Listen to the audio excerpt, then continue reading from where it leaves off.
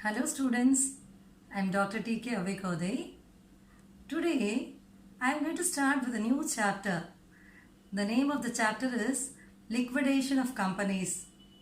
This chapter is not only an interesting chapter, but it's a very important chapter from the examination point of view. In today's video, I am going to explain about the theoretical aspects of this chapter. Let us proceed further now. Let me begin with the meaning of liquidation first. Liquidation is also known as winding up or dissolution of a company. To tell you the meaning of liquidation in very simple terms, liquidation is a process by which the company is getting dissolved. In other words, we can say that liquidation is a process by which the corporate life of the company comes to an end. That is, after liquidation, the company will not exist. So that is what is the meaning of liquidation. So let me repeat it once again. Liquidation or winding up is a process by which a company is dissolved. In other words, it is the process by which the corporate life of the company comes to an end. To tell in very simple colloquial terms, when you ask the question what is liquidation, the answer is liquidation refers to death of the company. So I hope you are able to understand what is liquidation.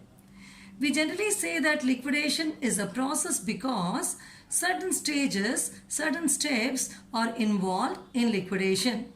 So first what will be done is, whenever a company is liquidated, the assets of the company are realized, and out of the sale proceeds, that is from the amount realized from the sale of assets, all the debts and liabilities are settled. There is an order which is known as the order of payment. I will be telling you about the order of payment a little later. So it is in that order the payment and settlement has to be made to the various creditors, and after that, even after making all payments, even after paying all the debts, if some amount still remains, that amount will be paid back to the contributories. The contributories are none other than the shareholders, and according to their rights, they will be getting the share in the surplus or balance which is available. So let me repeat everything once again here. Liquidation is a process by which the company is dissolved. Its assets are realized. What do you mean by the assets are realized? All the assets which are available in the company, they will be sold, and out of the amount realized, what will be done? The debts are paid, and after paying all the debts, if some amount remains as balance, what will be done with the remaining amount? That amount will be paid back to the members. What do you mean by the members? The members are none other than the shareholders. They are also known as contributories, and it will be paid back to the members in proportion to the contribution made by them to the capital of the company. So, according to the extent to which they have made contribution to the capital of the company, if any amount is left off after paying all the debts, that will be paid back to the members or the contributories. So this is what is done usually in the process of liquidation. Okay. Now the question is, when will a company go in for liquidation? Generally, when companies continuously run at a loss, or when they are not in a position to pay their liabilities.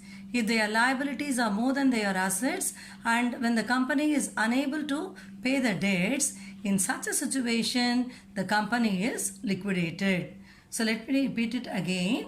Generally, when a company is continuously running at a loss, or when it is unable to pay its debts, that is when its liabilities are more than its assets, the company is liquidated. But there is a very important point which you have to keep in mind. It is not necessary that only insolvent companies are to be liquidated. Sometimes even companies which are sound, That is, even companies which are solvent, they also can be liquidated. Such a decision will be taken by the members or the contributories or those who are also known as the shareholders. Sometimes even when the company is sound, the members of the company, that is the contributories of the company, may decide to liquidate the company with a view to going for reconstruction or with an intention to amalgamate with one or more companies. So liquidation is possible even in case of solvent companies. That is one thing which you have to keep in mind. That is what I have mentioned here. It is not necessary that only insolvent companies are to be liquidated. Sometimes even in companies are not insolvent, liquidation can take place. But remember, in most of the cases, only when companies are sick, only when they are continuously running at loss, or only when the companies are unsound, they will go in for liquidation. So I hope you are able to understand what is meant by liquidation and what will be done in the process of liquidation. Now let us proceed with the process of winding up, which is nothing but the process of liquidation. What happens in the process of winding up or the process of liquidation is that a liquidator is appointed first. The question now is, who is a liquidator? A liquidator is an official who is appointed to carry on the winding up proceedings. Such an official is only called as a liquidator. And when you take the question, who appoints the liquidator? Who appoints the liquidator? The answer to this question depends upon the mode of winding up. Sometimes the winding up may be voluntary winding up and sometimes it may be compulsory winding up. In case if the winding up is voluntary winding up, it is stated that the company appoints the liquidator. And in case if the winding up happens to be compulsory winding up, the liquidator is appointed by the court. So after the liquidator is appointed, the liquidator is entrusted. The liquidator who is appointed is entrusted with the following duties. Okay, so these are only the steps which are involved in the process of winding up. So what are the duties of the liquidator? First and foremost is selling of the assets of the company. The liquidator will have to realize and that is sell all the assets of the company and should find out what is the amount he is receiving out of such realization. Then after selling the assets of the company, the second thing that is to be done by the liquidator is paying off liabilities. First he will be selling the assets, then the liabilities will be paid. So out of the sale proceeds, out of the money realized from the sale of assets, he'll have to pay off all the liabilities and there is an order in which the payment has to be made. So usually the secured creditors will have to be paid and then cost of winding up and then the preferential creditors will be paid, debenture holders will be paid, unsecured creditors will be paid. So I'll be discussing about the order of payment a little later. But now you have to remember that the payment of liabilities will have to be made in an order. So first the assets will be sold, the money will be realized and out of the money realized, amount realized, the liabilities will be paid in the order. After this, if there is any deficiency, sometimes it may so happen that the amount realized will be inadequate to settle the liabilities. In such a situation, you say that there is deficiency. So in case if there is any deficiency to pay the creditors, what will be done? The contributories, that is the shareholders, they are called upon to pay the unpaid amount on their shares. The shareholders of the company will be there, isn't it? And some of the shares will be partly paid up. So let us imagine that there are 1000 shares of rupees 100 each paid only to the extent of 80 rupees. So with respect to these shares, another 20 rupees is yet to be paid, isn't it? So those shares will be, those 20 rupees will be collected on the 1000 shares. So that unpaid amount will be collected from the contributories or the shareholders. In which situation? If there is any deficiency. So I'll repeat, if there is any deficiency to pay the creditors, the contributories, that is the shareholders, are called upon to pay the unpaid amount on their shares. So this will again become a receipt to the company from the liquidator's point of view, and out of which again the liabilities and debts may be paid. And sometimes there may be surplus also. So if there is any surplus, what will be done? If there is any surplus, after clearing off the liabilities, after settling the payment, after making payment to all creditors in the order, whatever is left off will be distributed to the contributories. I've told you already, contributories are none other than the shareholders. So whatever surplus is available after settling all the debts, after settling all the creditors, that surplus will be distributed to the contributories according to their rights under articles. You all must be familiar with the fact that there are two major types of shares, preference shares and equity shares. And the preference shareholders enjoy priority, preferential right at the time of repayment of the capital in the event of winding up. This you must have known earlier. So what will be done when any surplus is available, that will be given to the preference shareholders first because they have priority, and then if anything is left off, that is available to the equity shareholders. So this is what is done in case of deficiency and surplus. So if there is deficiency, the contributories are asked to pay the unpaid amount, and if there is any surplus, that surplus is distributed to the contributories according to their rights. After doing all this, after going through the above processes, what will be done? The registrar of companies removes the name of the company from the register of companies. Why? The company is no more alive. The company is dead already. So such a company is not in existence anymore. So after all these steps are over, the registrar of companies will remove the name of the company from the register of companies. Okay, so these are actually the various stages or steps which are involved in the process of winding up. So what are to be done by the liquidator?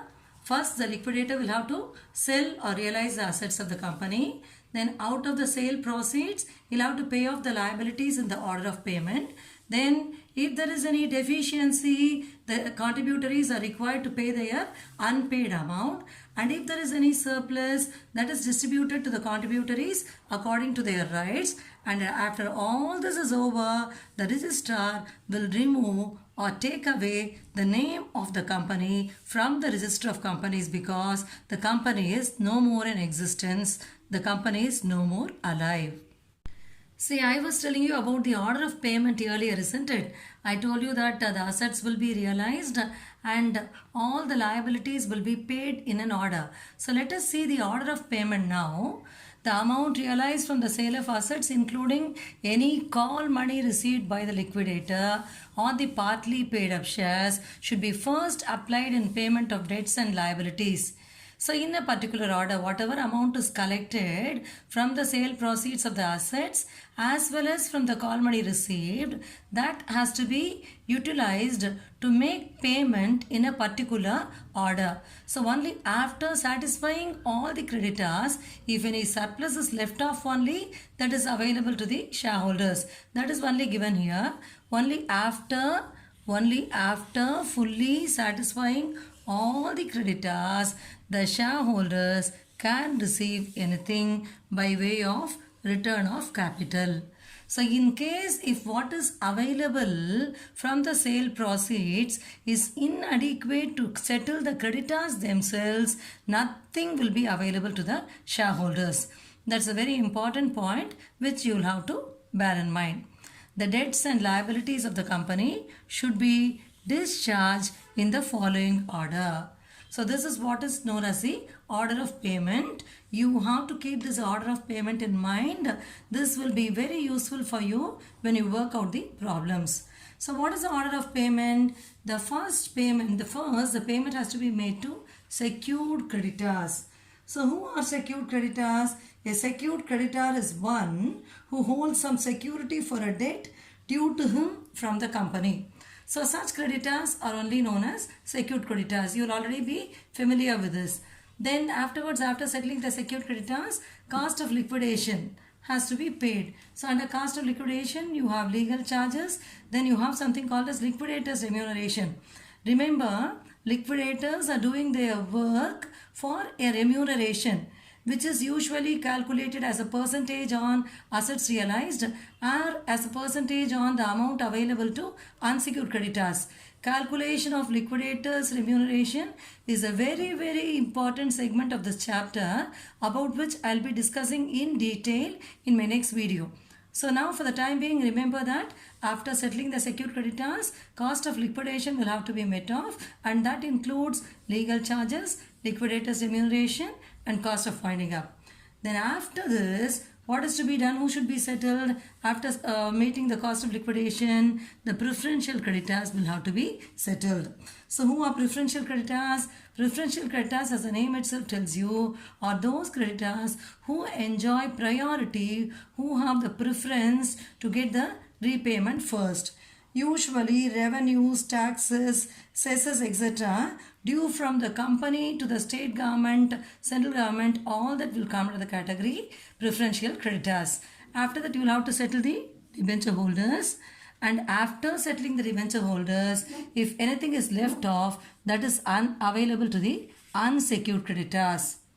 And after settling the unsecured creditors also, if still surplus is available, that will be paid to the preference holders first, because they enjoy priority, they enjoy the preferential right at the time of repayment of capital.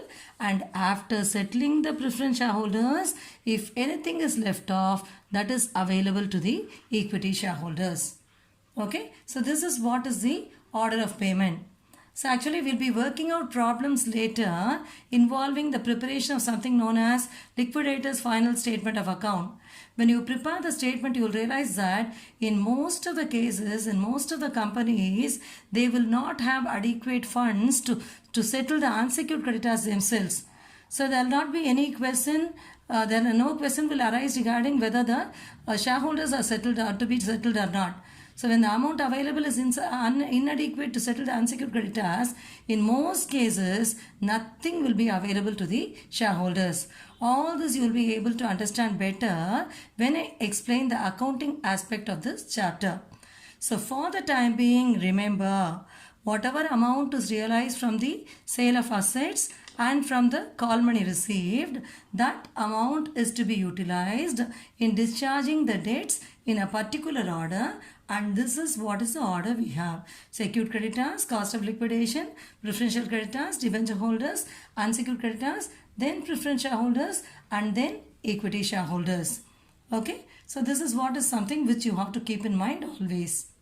So in today's video, I have told you regarding the meaning of liquidation, when will a company go in for liquidation, the process of liquidation, and also about the order of payment.